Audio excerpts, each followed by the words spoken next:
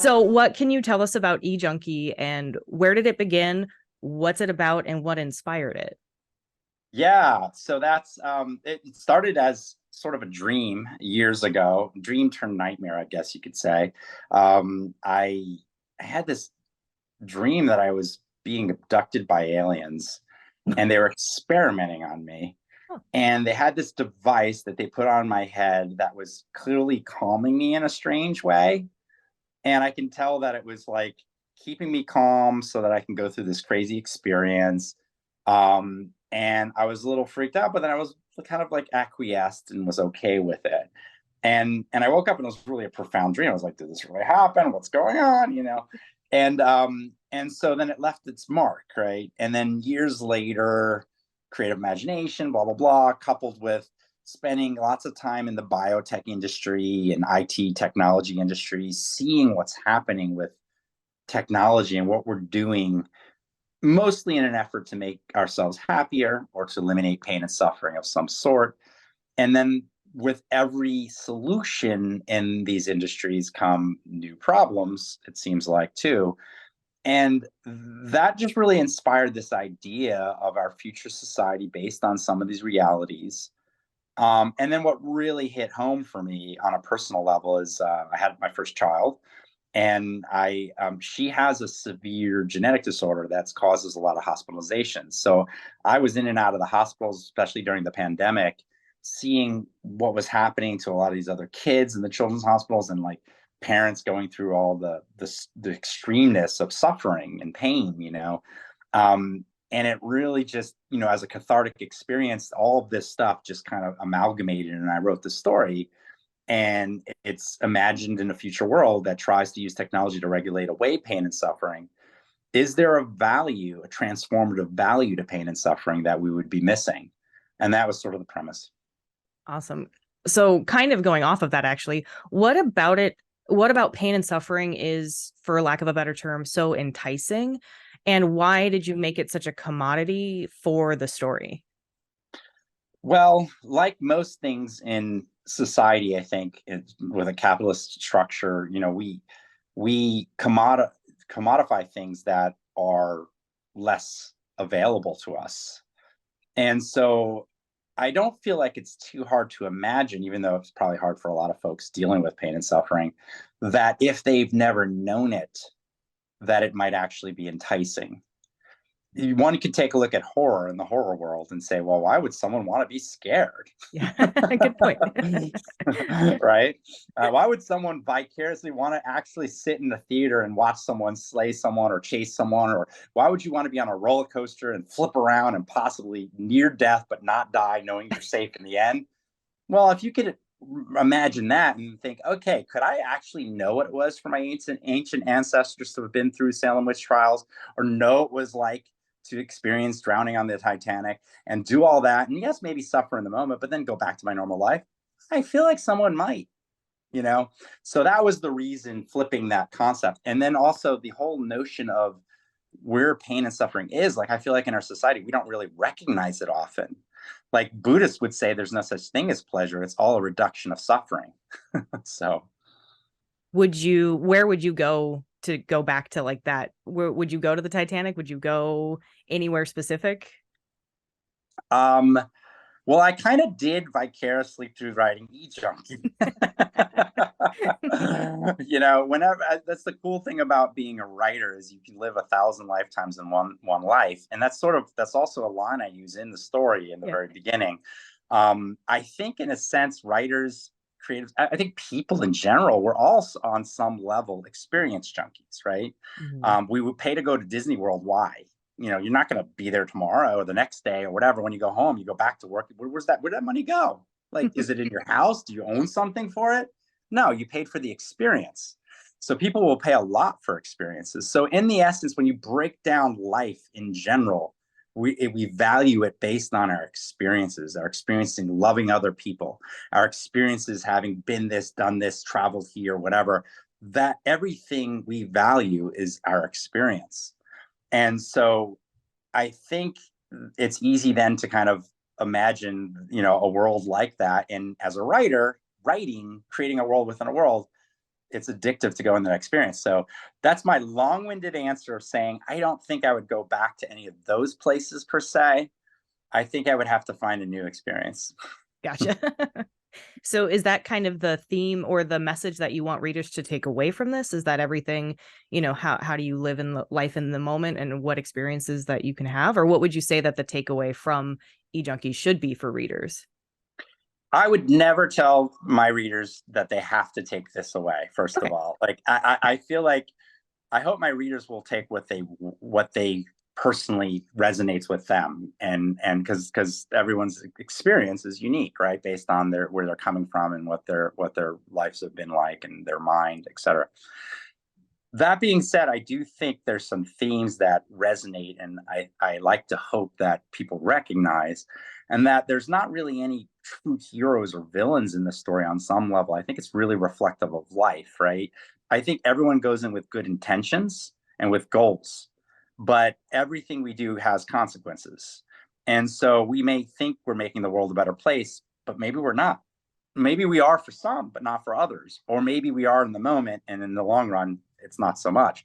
So I think being aware of that, kind of taking that away, that reflectiveness on our life and our life choices, and where we're going, I think takes art and entertainment and escapism and all the joy, which I hope it has, to another level where it leaves its mark.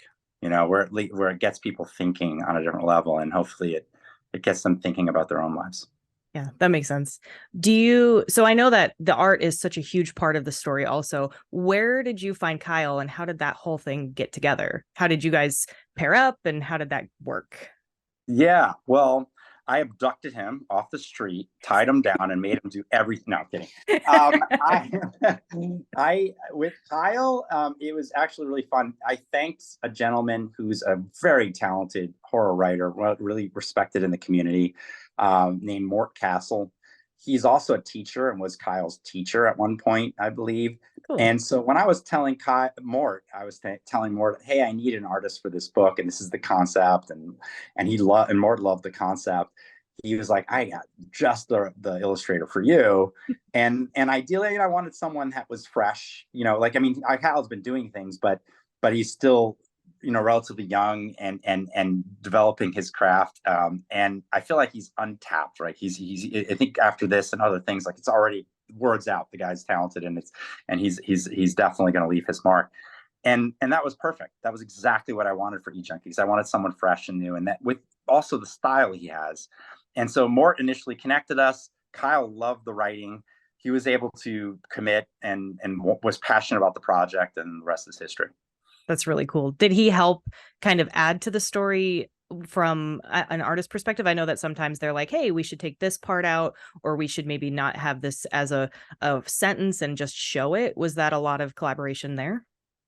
Not so much in terms of editing what I was saying or doing, but he did definitely panel things.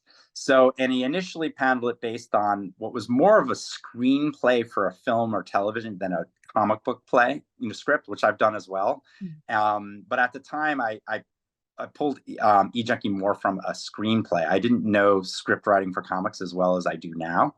I have since learned and done other things strictly in that format. So I think Kyle, and even with that format, you still have to make creative decisions in terms of like where things get laid out. And Kyle was really good at being able to pace and panel and do that. He would give me roughs. I would look at it. In some cases, I would revise or ask him to do different things differently. In other cases, I just let him roll with it. And then right until the very end, when the editors from Scout got involved, we were making changes based on pacing and things, and or we decided, because of certain things, we needed to cut down space, and so I would change things in the dialogue to make it work. And so we kind of worked interactively throughout in that way. Gotcha. So how did the whole Scout Comics come about? Did you pitch it to them? Were you pitching to a bunch of different publishers, or did you just know right away that Scout was the place?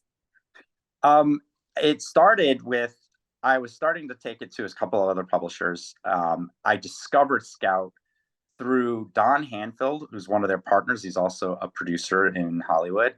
I work in film and TV as well, and we were both on our own panels at something called Digital Hollywood. and this was years ago. This is pre the pandemic when we first started this, and they were on. He was doing a panel on like comics and Scout comics and how they were picking up comics and also working to kind of develop them as IPs in other areas through film and television. And I thought that was great because just knowing what I know about publishing, I'm like, I love to publish and I love comics, but if you can actually get a film and TV deal, you might actually make some money. so, so I'm like, awesome. So then I've talked to him further about it. I kind of pitched him the idea. Some of the other publishers that were even somewhat more established than Scout were kind of being a little sluggish about committing. And part of that was the pandemic was just about rolling out. There's a lot of uncertainty in the marketplace. And Scout was pretty eager and hungry. And so it feels really good to be wanted like that. So and they had no doubt they wanted to make this develop it. So I kind of vetted them with a few folks in the industry, and they had good things to say about a lot of the folks involved. And so decided to go with them, and that's how it came about. Sweet. So maybe possibly someday a movie too. Yeah, I mean there are a few key people that have asked for the book that are pretty big producers in Hollywood. Timing's a little hard right now because with the strikes and everything, and no one knows what's happening per se. But I can say that I think it would make a great movie and a great TV show and a video game. Oh yeah, that'd be an awesome video game. Right? You can go into different worlds and have to get clues and different historical, horrible events. Right. Yeah. So do you write to a soundtrack when you write, or is it strictly just silence, or how does that process work? I always have a soundtrack in my brain. Okay. So if you consider that, then I guess I'm always writing to a soundtrack. But if you're thinking do I actually have one playing externally? No, not usually. I think partly because I am a musician, and I actually did a song for eJunky too that's out, and I have a rhythm in my internal rhythm, right? So I think I don't necessarily need other music kind of telling me what that rhythm is. I like to kind of develop it myself. I think I get why other people do it though, and I have written soundtracks before. I do feel like it influences my writing, and I like to bring that from inside. But that being said, I'm really into music, and I worked with a lot of the team that's doing marketing and things to come up with a track list for what I think would be cool to listen to while you're reading it. Yes. So I got so involved with that. I must have spent 3 days trying to finalize. Should have been hours. I spent days. I was like, oh my God. I think that's awesome though. Yeah. All right. So what's next for you then? If you can talk about it. Yeah. Well, in terms of I have a couple of projects that I'm already in the works of. I've already written something, a sci-fi, more of a sci-fi comedy horror, a little bit more comedy than eJunky though, with, but the sci-fi horror, called Hillbillies versus Alien Chickens. If that probably says it all right there. Amazing. It's a little bit more along the lines of my Hell's Kitty prior project in that sense, I know I've run it by the Kyoto brothers who did Killer Clowns, and they love it. They gave me a great quote. Yes. So maybe I can get to work with them on a project with it. But that's something that I'm definitely looking to develop. I'm just starting to shop it with Scout and with a few other publishers too, to see what the interests are. And then I have a documentary film that I'm producing right now on the first Black Surgeon General called Fire the Surgeon General, tentatively. She was also known as the Condom Queen, and she was in another movie thing I did. And I just think she's an amazing person, and her story needs to be told. And so I'm working on developing that. And I've got a few other things in the writing pipeline too, even a middle reader book, but I can't really talk about those yet. Yes. Awesome. Thank you. Well, that's everything that I have. So I really appreciate your time, and I'm excited for eJunky to come out and to read the whole thing. So yeah. Cool. Thank you so much. I really appreciate it as well. Thank you, Nicholas. Yeah. Have a great one.